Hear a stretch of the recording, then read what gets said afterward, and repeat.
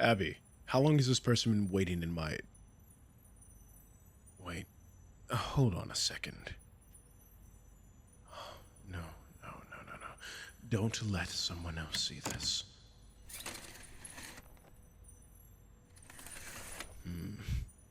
The sound sleeper.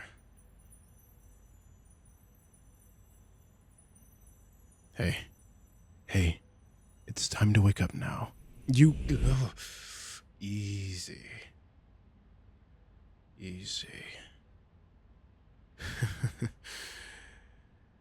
You didn't look like you were having a nightmare, but you certainly jumped like someone who did. I am sorry if I startled you.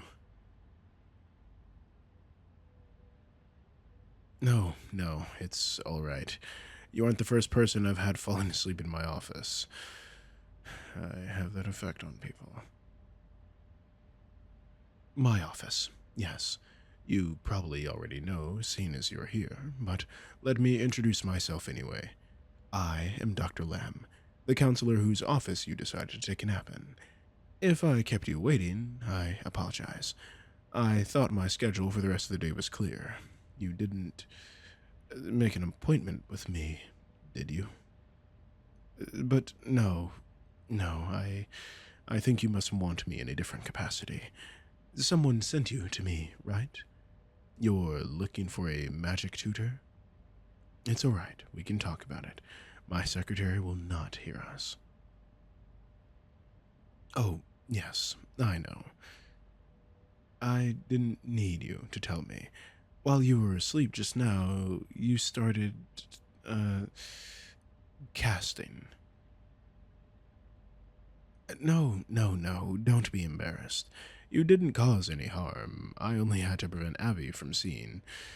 She's not one of the initiated, I'm afraid. But either way, it's truly incredible. I think it's really incredible. You're a somnomancer, aren't you? Or would you be more familiar with the term dream mage? A magic user whose talent lies not in creative expressions, but in the act of dreaming itself. Extremely volatile, extremely unpredictable, but very powerful and versatile nonetheless. Oh, I didn't mean to call you volatile. I'm sure you're lovely. But that's just how dreams are, aren't they? There hasn't been a somnomancer to walk through these doors in many years. I'm thrilled to be here seeing you in person. Let me take a look at you, please, just for a moment.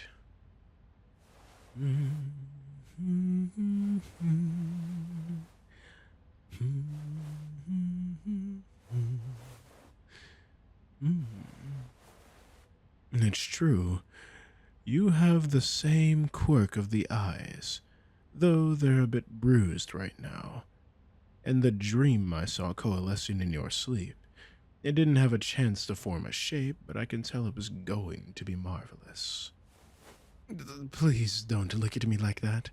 I apologize for sounding so strange. It's just that dream mages are such a, let's just say, a rare breed. I'm surprised you didn't know that. Have you met any others besides yourself? Huh. To hear you speak of it, you must be new to the entire magical community. That's. That's. I can't even imagine being kept so isolated from my own people for so much of my life. I'm not here to judge your background, of course. It just strikes me as strange. Well, let me tell you then. Your strain of magic is incredibly rare. Few are born with it, and of those few, there aren't many who make it to adult. Make it to. I mean. Meanwhile, the amount of mages I've tutored who cast spells with paint supplies, or chalk, or charcoal, is so many that I can't even count. And then there's me. My casting talents lie in the written word. not in visual. Like, well, look at me going on like this, and I haven't even heard your name. My manners keep getting away from me. Please, introduce yourself. And a pleasure it is to meet you. Now, I assume that you had actual business to discuss. You're looking for a magic instructor or a magic counselor if you wish to tie it into my public profession. Hmm. I said that the practice of somniancy is rare, but that doesn't mean I can't help you. I happen to have some experience with it, even if I am not a dream mage myself. There have, in fact, been students in the past. Why don't you talk about what's brought you here? Has it always been this way? Or has it only been since you've reached adulthood that your powers are behaving like this? You look so tense. There is no wrong answer to this question. I just want to make sure that I have enough information. Some mages do see let's call it a surge once they're grown. For others, it happens much earlier. The time when one's powers manifest also varies like that, as you may be aware. It doesn't mean anything more than that. Hmm? All right. I see the problem. Yes, I do. I think that you're getting nervous for nothing. What you're describing, the irregular sleep patterns, the strange dreams, the erratic spells, they're all common problems for mages of your talent. But I've seen them before. In fact, it's nothing to worry about. Well, the risk of accidentally casting magic in public is a genuine worry to have, yes. Though it seems that you've been able to hide yourself so far. Present incident aside. So, is falling asleep during an inopportune moment? Sure. But what I mean is, these are surmountable problems, at least, based on this alone. We are, of course, assuming that this is being caused by your magic and that this isn't being compounded by issues like, say, narcolepsy or terrible sleeping habits. I can see you squirming in your chair. That's all right. Everyone has them. This is just an insomniac age we live in. I have had to get used to it. So, who sent you to me, if I may ask? You mentioned your parents. I'm afraid I don't recall those names. Were they students of mine? Ah, oh yes, I remember now. I was training both of them around the same time, although that was ages ago. Paint and pencils, as I recall. Uh, please don't tell them what I said before about the other kinds of mages. They have a grown child. That makes me feel old. Hmm? No, you wouldn't know if you looked at me. Age is still a factor in our lives, but magic can have a rejuvenating effect on one's appearance, especially if you're vain like I am. It's no matter. Pass along my regards when you see them next.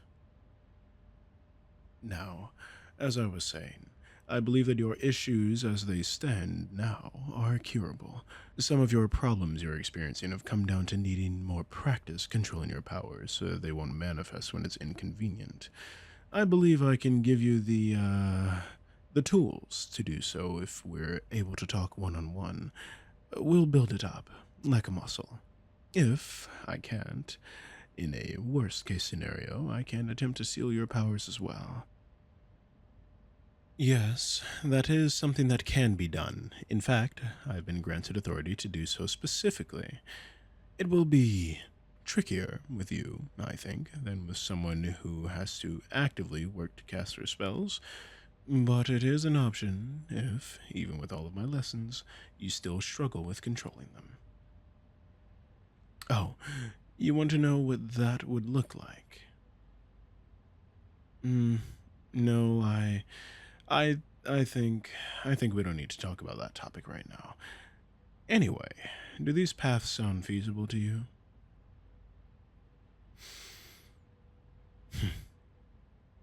What I would recommend is that we meet here regularly for the next few months while I train you.